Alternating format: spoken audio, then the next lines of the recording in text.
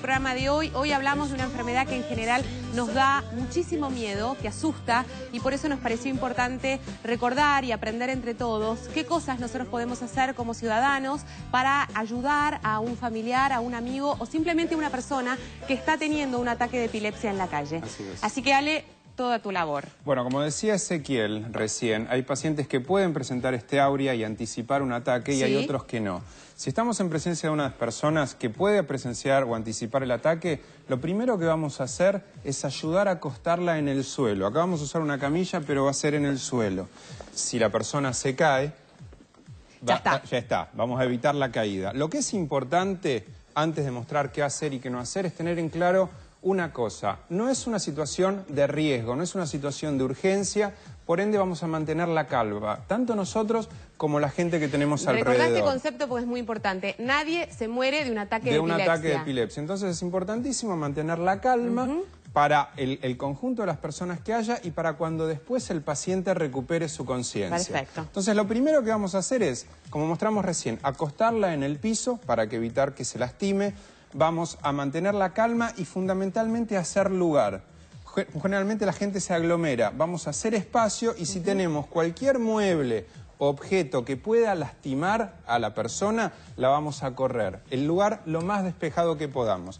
Lo primero que tenemos que hacer es protegerle la cabeza para que no se golpee. Lo que tenemos que evitar es esto, evitar que el paciente se golpee con las sacudidas que el cuerpo va a tener. Lo que tengamos a mano, un saco, una campera, lo que fuera, la vamos a usar de almohada. La vamos a poner por debajo de la cabeza y vamos a proceder a quitarle todo aquel elemento que la pueda lastimar. Sean lentes, auriculares, audífonos si está usando, lo que fuera. Pensemos que la persona en este momento está teniendo un fuerte temblor, ¿no? Está teniendo temblor en la cabeza muy fuerte. Si no parece muy fácil y en realidad no lo es. Va a estar teniendo temblor en los brazos, en las piernas, seguramente o posiblemente esté salivando también. Entonces tenemos que actuar con calma, pero en forma rápida. Importante, si tiene corbata o alguna camisa apretada, desabrochamos tanto la camisa, podemos hacer lo mismo en el cinturón o en las pies. Los zapatos, está bien. Si podemos, a veces se puede, a veces no se puede, vamos a poner al paciente de costado. El paciente, recuerden que está convulsionando, está teniendo estos movimientos bruscos y totalmente involuntarios y el paciente no tiene conciencia de lo que está pasando. ¿Esto por qué se hace? Fundamentalmente por si el paciente vomita, para que no se trague el vómito. Exactamente. En esto hace un paréntesis porque en general uno tiene la sensación que debe meter la mano, no sé por qué, agarrar la lengua para evitar que trague el vómito o que trague la saliva, en fin, conceptos erróneos. Al contrario, ahora vamos a ver bien qué es lo que no hay que hacer para que no se confundan. Lo que tenemos que hacer acá es esperar a que la crisis pase. Va a demorar unos minutos. Y dos cosas muy importantes. Tomar el tiempo que dura la crisis, desde que empezó hasta que el paciente vuelve en sí. Es muy, muy importante y después vamos a remarcar por qué. Y otro aspecto importantísimo es observar qué crisis está teniendo, cómo se desmayó, qué está moviendo, si los brazos, las piernas, si todo el cuerpo o solo la cabeza o un brazo, porque esto va a ser importantísimo para el momento del diagnóstico médico posterior. Esto es muy, muy importante. Ahora, ¿qué es lo que no tenemos que hacer? A ver. Lo que hablábamos antes, aglomerarnos, estar encima del paciente, no dejarlo solo, nunca lo dejes solo porque justamente tenemos que, lo más importante, ver el tiempo, evitar que se lastime y observar qué características tiene esta convulsión y lo que recién decías vos, Dolores, el tema de la lengua. Es un mito que el paciente se va a tragar con la lengua. No pongamos ningún objeto, muchas veces se pone un pañuelo o una lapicera, no lo ponga porque esto lo único que va a hacer es lastimar aún más al paciente. No se va a tragar con la lengua. Entonces, o generar un bloqueo en su respiración, en sus vías aéreas, que en realidad lo único que hace es perjudicarlo. Exactamente. Entonces, muy importante no poner absolutamente nada en la boca y también tratar de no frenar el movimiento que el paciente va a estar teniendo, las convulsiones. ¿Por qué? Porque puedo lastimar aún más, porque los movimientos son bastante bruscos y si el paciente tiene algún problema articular, podemos llegar a provocar alguna luxación de alguna articulación por la contrafuerza que estoy oponiendo. Y tampoco tratar de despertarlo con pellizcos o con lo que sea, porque no vamos a despertarlo. Pregunta a propósito de esto, que también es importante que la gente sepa. ¿El paciente está consciente? El paciente normalmente está inconsciente. Está inconsciente. inconsciente no va a recordar absolutamente nada de lo que está pasando. Por eso cuando vuelva a la calma... Uno no debe hablar, debe hablar. La realidad es que uno puede hablar si a vos te da tranquilidad hablar y al entorno. El paciente no te va a escuchar lo que estés hablando. Las indicaciones no te las va a escuchar. Está bien. Pero es una forma de empezar a tranquilizar el ambiente que genera mucha ansiedad. Si estamos en la calle, llamar inmediatamente al 911, más allá de que nosotros podamos saber qué herramientas o qué cosas hacer. Frente a cualquier duda, lo más prudencial es llamar. Hay criterios de alarma y de urgencia, que ahora los vamos a detallar un poquitito, pero ante la duda, llama. Otra cosa que me olvidaba y es muy importante y la gente hace es, también que es un mito, frotarle alcohol en la frente. Si tenemos una paciente o una persona que está convulsionando y yo le pongo alcohol y el alcohol le llega a entrar en los ojos, la quemadura química que le voy a provocar es importante. Entonces, no poner alcohol, no tratar de darle y suministrarle ningún medicamento mientras está convulsionando, porque no va a tener acción y como está inconsciente, no tiene el reflejo de tragar, con lo cual no tiene sentido. Y importante también, que ese después va a hablar en los chicos, si tiene fiebre alta, no meterlos en una pileta con agua, porque hay riesgo de que pueda tragar agua y que se ahogue. Y tampoco mover al paciente, salvo que esté en un lugar de riesgo, como puede ser una escalera o cualquier lugar peligroso. Reiteremos esto que es importante para nosotros tener una herramienta. ¿Cuánto dura normalmente una convulsión?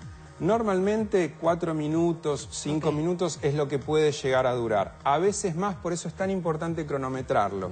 Las convulsiones en un periodo normal de tiempo no provocan ningún tipo de daño cerebral, pero con el tiempo más alargado puede llegar a provocarlo. Entonces esto es muy importante. Bueno. Y lo que hablábamos, cuando cuando la paciente se despierte, hablarle con calma, no se va a acordar absolutamente nada de lo que pasó, explicarle y no imponerse a tratar de ayudarlo, porque el paciente va a estar somnoliento, va a estar medio perdido de lo que pasó, entonces darle tiempo, ofrecerle ayuda y si hubo vómito, limpiarle la boca. Nada más que eso. Qué importante esto, ¿no? El no imponerse, dejar que ella o él se recupere a su tiempo y a su momento porque viene de una situación distinta. Bueno, a propósito de todas estas indicaciones que son realmente útiles y que todos debiéramos saber y recordar cada tanto para definitivamente poder asistir o ayudar a una persona, a un familiar si lo tenemos en casa y si no a una persona en la calle. Fuimos a consultar a una doctora que nos habla en este caso sobre la epilepsia en los chicos, cómo se detecta y cuáles son los signos de alarma.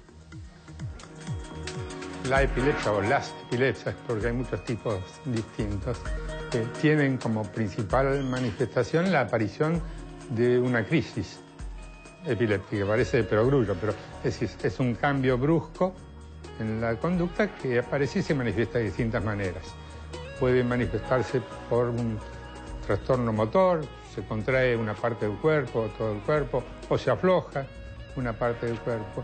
Puede ser con sensaciones auditivas o visuales, y puede ser con o sin pérdida de la conciencia. Hay crisis epilépticas en que el paciente pierde la conciencia. Uno puede, si hace por casualidad un electroencefalograma, puede encontrar en el electro descargas epilépticas. Pero nosotros hablamos de epilepsia cuando esas descargas se manifiestan de alguna manera, porque hay tipos de epilepsia que aparecen en los bebés que son muy graves y que el futuro depende de la precocidad del diagnóstico y del tratamiento. Entonces, grandes posibilidades de que se produzca una epilepsia. Una es que el niño haya sufrido alguna agresión a su sistema nervioso central. Antes de nacer, durante el nacimiento, después de nacer, distintas cosas, ¿no? Hay una lesión en el cerebro y después de un tiempo se origina un foco eléctrico de descarga en el cerebro, esto provoca convulsiones y ahí está la epilepsia. Estas las llamamos epilepsias sintomáticas, porque hay una enfermedad detrás de eso, algo que está irritando ahora el cerebro o que lo lesionó antes, y están las llamadas epilepsias idiopáticas, que son la mayoría genéticas, son personas totalmente normales y que en cualquier momento de su vida pueden empezar con crisis epilépticas. Se da desde recién nacidos hasta adultos mayores, a cualquier edad, pero bueno, es más frecuente en los niños que en los adultos. Entonces, lo primero y más importante es el diagnóstico ¿qué tipo de epilepsia es? Nosotros usamos un término que se llama síndrome epiléptico, porque ahí definimos por las características de las crisis, por lo que vemos en el examen neurológico del niño, por lo que vemos en el electroencefalograma, por la edad del paciente. En base a eso uno reconoce un tipo particular de epilepsia, se llama síndrome epiléptico, que hay muchos. Y de acuerdo al síndrome inclusive uno elige la medicación. Primera indicación es medicación, que hay muchos tipos, medicación anticonvulsiva, que es la base del tratamiento de estos pacientes, ¿no? Bueno, varias cosas importantísimas que deberíamos rescatar de lo que decía el doctor recién, pero una de ellas, que también es importante, es que la epilepsia puede ser el resultado de una enfermedad previa. O sea, puede ser como la derivación o la exteriorización, la manifestación de una enfermedad que se está desarrollando. Totalmente. Cosas que querías aclarar. Dos cosas que quería agregar a lo que dijo Ale. Una, que siempre en toda convulsión hay que consultar y no hay que ir al centro que le toque por obra social prepago. Cualquier centro que tenga una guardia de urgencia tiene que recibir, atenderte y después se hará la derivación, pero hay que consultar. Y también, en general, cuando termina la convulsión, el paciente está muy cansado y no hay que despertarlo, no hay que tratar de que esté despierto. Uno lo puede dejar dormir, no pasa nada. Porque la descarga y la actividad que acaba de desarrollar fue realmente agotadora. Es extenuante, hasta pueden estar confundidos, de no saber muy bien qué pasó, ni dónde están. Perfecto. Mensajes, muchísimos. Escuchamos, Roberto. Bueno, Hugo de Vicente López, ¿a qué edad se puede detectar la epilepsia y cuáles son los indicios? Bueno, en general se puede detectar a cualquier edad, sí, como bien decía en la nota el doctor, y hay muchos tipos de epilepsia. La que hablaba Alejandro era más común, que hay sacudidas y todo el cuerpo se pone rígido. Pero hay también, cuando uno se afloja, hay parciales, que es una parte... Laxo también, claro, ¿no? Una sola parte del cuerpo se mueve. ¿Sí?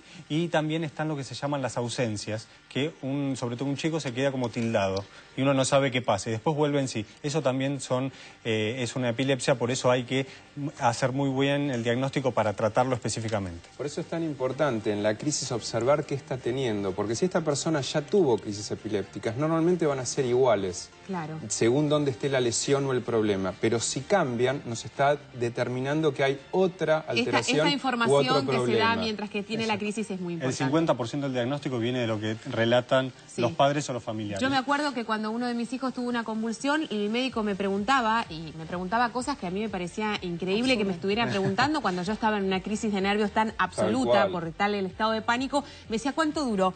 Y yo lo miraba como diciendo, ¿a vos te parece que yo miré el reloj en ese momento? Bueno, cosas básicas y son fundamentales. Y hoy, sacando el morbo de lado, si hay alguna camarita, algún teléfono o algo y lo podés filmar, mejor todavía. Porque le da herramientas al médico. Otro mensaje. Luis de Chubut, ¿la epilepsia es una enfermedad congénita? No es una enfermedad congénita, la mayoría son idiopáticas, no se sabe bien la causa, ¿sí? Pero, aclarando, no es hereditaria, perdón. Congénita puede ser que esté presente al nacimiento por algún problema que haya tenido durante el embarazo, sobre todo la mamá, como hablábamos ayer, una infección. Otro mensaje. Ana de Capital, descubrimos que mi hijo de 8 años tiene epilepsia. ¿Mi otro bebé puede padecerla también? Puede que sí, puede que no, no es 100% así. Lo importante es estar atento a ver si aparece algún tipo de crisis y llevarlo para hacerle el diagnóstico. Y es importante también, ¿no? Me imagino cuando tenés a un familiar, el saber qué tipo de epilepsia tiene y cuál es la causa de esa epilepsia seguramente nos da herramientas para saber si un otro hijo la puede o no tener, ¿no? Totalmente. Bueno, en un ratito estaremos con la licenciada Schwalb hablando de cuáles o de qué cosas nosotros debemos tener en cuenta para ayudar al paciente con epilepsia en el núcleo familiar y cómo hay que hacer también para desarrollar y hacer exigir nuestros derechos de que podemos trabajar y que podemos tener una vida absolutamente normal. Ahora te recordamos cuáles son las vacunas correspondientes a los 11 años, Roberto. Debemos iniciar o completar los esquemas de la vacuna contra la hepatitis B, de la vacuna triple viral y el refuerzo de la vacuna triple bacteriana celular. Para consultar el calendario completo podemos visitar la página web www.msal.gov.ar o llamar al teléfono 0800-222-1002 en todo el país y gratuitamente, Dolores. Bueno, hoy hablamos de epilepsia, estamos en vivo, no te vayas, nos vamos con información y enseguida estamos de vuelta. ¿Sabías que Por su complejidad, la epilepsia necesita algo más que el tratamiento médico especializado. Por las serias repercusiones emocionales y sociales que produce en quienes la padecen y en sus familiares y amigos, la epilepsia requiere un equipo de profesionales de apoyo.